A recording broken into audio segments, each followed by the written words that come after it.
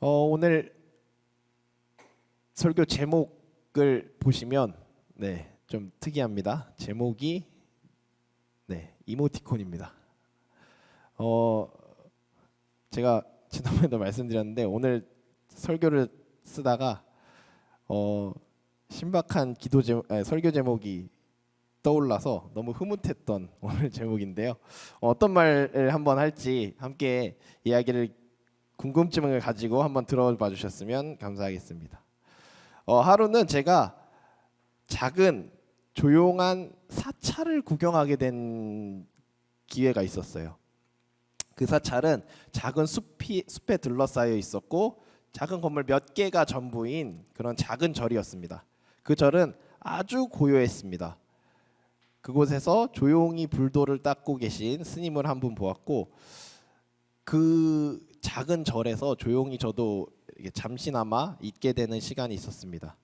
근데 그 스님을 보는데 한편으로 저 모습이 어떻게 보면 부럽기도 하고 좀 그런 모습이 있었어요. 뭐냐면 그 스님은 그 자리에서 그 조용한 숲에 있는 그 절 하나에서 조용하게 본인이 진리라고 믿고 있는 불도를 닦는 모습을 볼 수 있었는데, 그 모습을 보면서 제가 그 절에 있는 마루 끝에 앉아가지고 저는 또 이제 스스로 오늘 함께 마지막에 불렀던 찬양인 그 찬양이 마음속에 흐르면서 저 스스로의 묵상을 하게 되는 시간을 가졌습니다. 사찰의 그 분위기에 맞춰서 그런 방식, 그러니까 같은 방식은 아니지만 그런 조용한 그 묵상하는 분위기에 맞춰서 저도 하나님을 묵상하는 시간을 가졌는데요. 그 잠잠함이 너무 좋았어서 그 잠잠함과 함께 이 제가 느꼈던 묵상을 함께 나누어야 되겠다는 생각이 들었습니다. 오늘 본문을 보면 1절, 2절을 두 구절을 읽었는데요.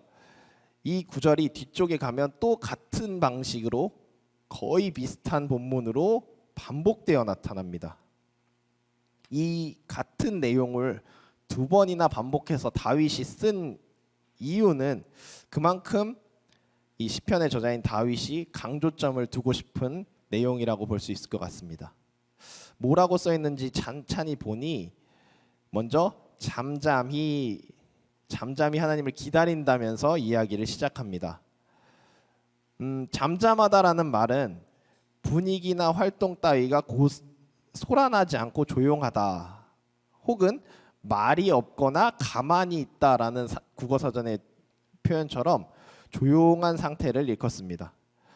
저자는 떠들썩하게 막 이렇게 부르짖어서 하나님을 찾으라는 이야기가 아니라 오히려 잠잠히 기다리라고 이야기를 하고 있습니다. 본문을 이어서 보면 이렇게 이야기하고 있습니다. 잠잠히 하나님을 기다린다고 이야기하는데, 그 잠잠히 하나님을 바랄 수 있는 이유, 떠들썩하지 않고 잠잠히 바랄 수 있는 이유를 이렇게 표현합니다. 하나님만이 나의 반석이고 구원이고 요새이시기 때문에 나는 흔들리지 않습니다라는 이야기를 하고 있습니다. 내가 하나님이 나의 반석이라는, 그래서 그 반석 위에 내가 서 있다면 나는 흔들리지 않을 것이고 우리의 마음이 흔들리지 않을 것이고, 나의 구원이 하나님께 있음을 알 때에 또 나의 하나님이 나의 요새이심을 알 때에 우리에게 걱정이 없을 것입니다. 우리는 그 안에서 잠잠하고 평안하게 하나님을 바랄 수 있을 거예요. 근데 어느 순간부터인지는 모르겠는데 교회 안에서 잠잠하게 조용하게 묵상하는 모습이 조금씩 사라져갔던 모습을 볼 수 있습니다. 어느 순간부터 특히나 한국 교회에서는 이런 모습이 주된 모습이기보다는 더 부르짖는 데에만 치중하는 모습을 볼 수 있었어요. 어떤 목사님들의 설교를 들으면요, 하나님께 애걸복걸하고 매달려라, 그래야 하나님이 너희들이 기도한 걸 주신다, 또는 밤낮으로 부르짖으면서 시간 다 거기에다가 쏟아가 몇 시간씩 기도하면서 해야지만 하나님이 그 응답을 해주신다, 이런 말씀을 하신 목사님들이 있어요. 물론 어떤 면에서는 하나님께 그만큼 진심을 다해서 기도하는 것이 틀렸다고 말할 수는 없지만, 어떤 면에서 또 보면 이런 부분들이 조금은 기복 신앙에 치중되어 있지 않은가라는 생각이 듭니다. 이런 분위기가 너무 많아지다 보니까 그런지 그래서 몰라도 잠잠히 하나님 앞에 나아가려는 시도들은 점점 우리 교회 안에 줄어들고 그런 모습들이 잊혀져가는, 그런 신앙이 잊혀져가는 모습이 있었습니다. 또한 저도 이제 그런 가르침을 받다 보니까 저의 기도를, 이번 설교를 준비하면서 저의 과거의 기도들을 돌아보니 그런 같은 맥락에서의 편향된 믿음이 많이 보였어요. 저의 과거에도 이런 기도들이 많았구나라는 생각이 들더라고요. 진짜 하나님을 신뢰하고 하나님을 믿고서 기도한 건가 싶을 정도로 저의 기도의 모습이 참 편향되었구나라는 생각이 들었습니다. 하나님의 뜻이 크고 옳다라는 생각보다는 나의 마음이 이렇게 정해졌으니까 하나님, 내 생각이 이러하니까 하나님 그렇게 움직이세요라고 내가 하나님께 나의 기도로 하나님께 내 생각을 하나님께 강요하는 그런 모습을 보여왔습니다. 어떻게 보면요, 꼭 하나님께 잔소리하는 것 같았어요. 정말로 내가 보는 게 맞다고, 하나님 내가 드리는 기도가 맞다고 겨우 인간 주제에 하나님께 잔소리하는 것 같았습니다. 잔소리라고 이야기를 해서 좀 이런 생각이 들었어요.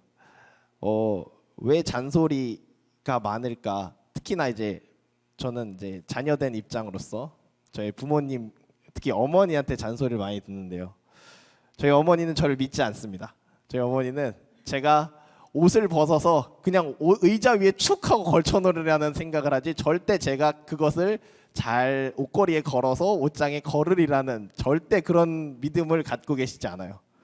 또한 분명히 양말이나 이런 것이 빨래통이 아닌 아무데나 휙휙 벗어 던지라는, 사모님 웃고 계신 걸 보고 목사님도 그러리라는 생각을 했는데 그런 저희 어머니 저를 그렇게 믿지 않으세요.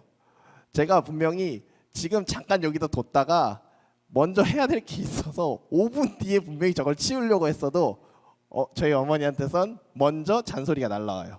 저에 대한 믿음이 없죠. 제가 치우리라는 믿음이 없죠.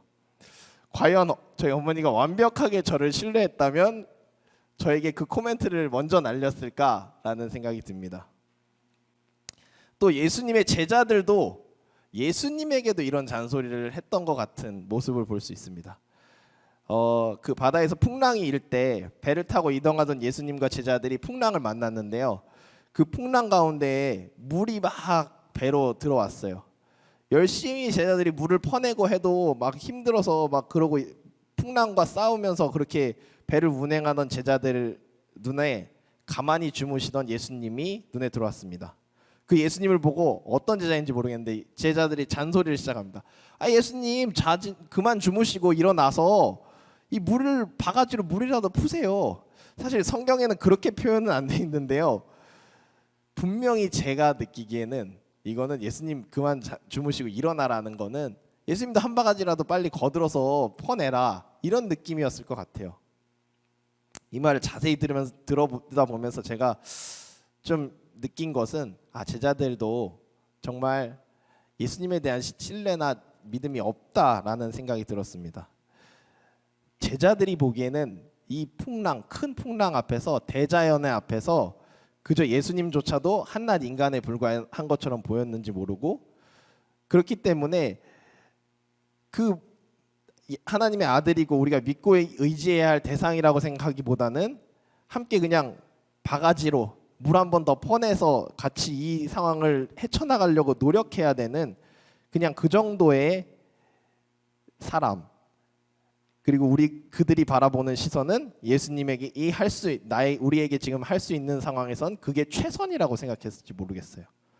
그러나 우리가 그 스토리의 결과를 아는 것처럼 예수님이 어떤 분인지는 그 뒤에 예수님이 직접 보여주십니다. 물결도 바람도 예수님의 꾸짖음에 의해 조용해졌습니다. 예수님이 어떤 분인지 아는 우리는요, 이처럼 이런 모습들을 안다면 과연 거기서 예수님께 잔소리하고 꾸짖을 그런 상황이 아니라 오히려 잠잠함으로 임해야 한다고 생각합니다.